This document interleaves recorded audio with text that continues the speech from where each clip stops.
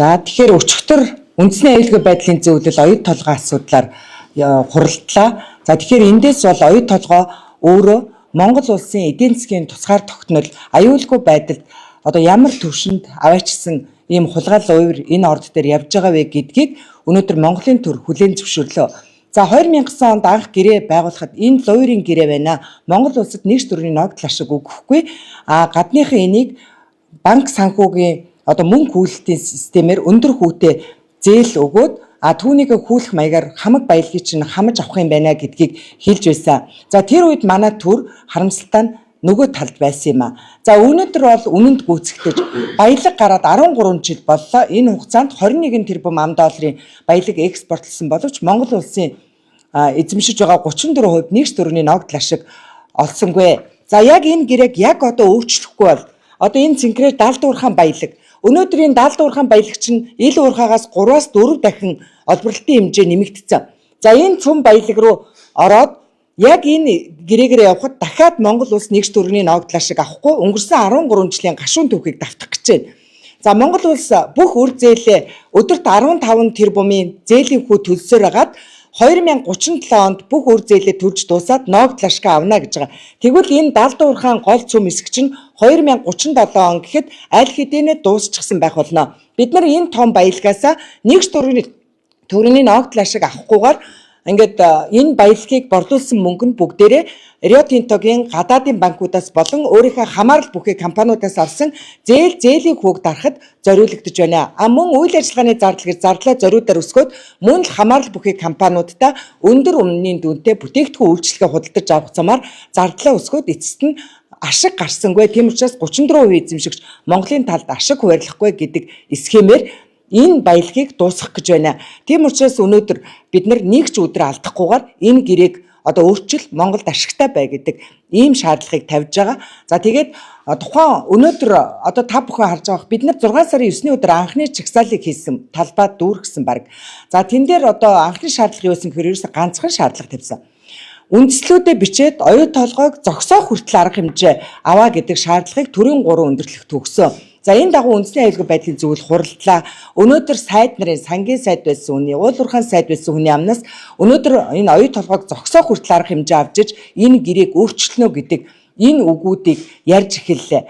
За хар толгоогоор хариуцна гэж 2009 онд гэрээг баталжсэн тухайн үеийн ерөнхий сайд Баяр өнөөдөр энэ оюут толгойн гэрээ дээр чинь мөнгө хүүлэлт явагдаж байна гэдэг үгийг хэлж байна. За тэгэхээр өнөөдөр монголчууд бүгдээрээ энэ үнэнд гүйцэтгэн цаг хугацааны ирэхээр энэ дээр ийм мөнгө хүүлэлт буюу санхүүгийн мүлжлэг явагдаж байна.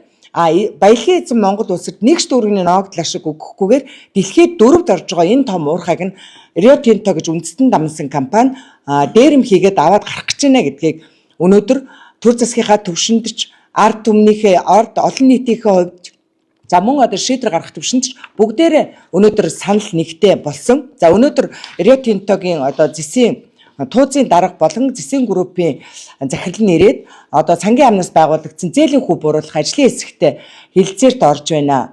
За манай талаас бол одоо удаа дарааллын зээлийн хүү буулгах шаардлагууд дээр одоо тэдний тавьсан шаардлагыг хүлээн зөвшөөрлгүй. За өнөөдөр энэ зээлийн хүү хэрвээ бууруулж чадах юм бол за мэдээж одоо бид нар бол нэг л зүйлийг одоо шаардж байгаа. За зээлийн хүү буруулж олно, менежментийн зардлыг багасгах болно. Гэхдээ хамгийн гол зүйл бол энэ 2035-37 он гээд байгаа энэ ногдол ашгийг наашлуулах. Учир нь гэвэл энэ том 70 дуурхайгаас гарах энэ том баялагаас бид нар өнөөдөр ногдол ашгаа яг өнөөдөр эсвэл маргааш хүртэж эхлэх. Ийм л гол шаардлагыг тавьж байгаа. Хэрвээ энийг одоо ажлын хэсэг нь хилцээрээр шийдэж чадахгүй. За аюулгүй байдлын зөвлөл бол энэний дараа хатуу арга хэмжээ авна, хатуу шийдвэртэй алхам хийн гэдгээ мэдгдсэн байлаа.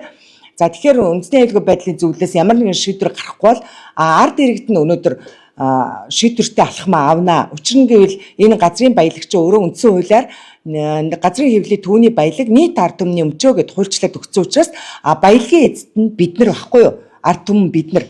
Тийм учраас бид нар өнөөдөр одоо шийдвэртэй алхмыг төр нь хэрвээ авч чадахгүй бол бид ард түмэн өөрсдөө авъя гэдэг ийм зүйлийг хэлж байгаа. За 6 сарын хэдэн хоногийн өмнө одоо зам хаасан, баяжмлын замыг хаасан. За 7 сарын 20-нд мөн л одоо иргэд очиж баяжмлын замыг хаах талаараа албан ёсны байр сууриа илэрхийлж эхэлсэн. За энэ мэтлэнгээр тэмцлийн дараагийн хувилбарууд хэрвээ төр бидний өмнөөс шийдвэрээ гаргаж чадахгүй бол ард түмэн энийг одоо дараагийнхаа арга хэмжээг авна гэдгээ бол бид нар төрийн 3 өндөрлөөг уулзсан бүх шийдвэр гаргагчдад албан ёсоор илэрхийлсэн байгаа. Харин одоо энэ жагсаж тэмцэж байгаа баялагийнхаа төлөө энэ дээрмийг гэмт хэргийг таслан зогсоохын төлөө зогсож байгаа хүмүүсээ барин хорин одоо шоронд хийн гэх мэт ийм хуулиуд гаргаж байгаад бид нар харамсаж байгаа. Монголын төр өнөөдөр Rio Tinto-гоос томилогдоогүй. Энэ Монголын төрийг эрх баригчдыг өнөөдөр Монголын ард түмэн сонгосон.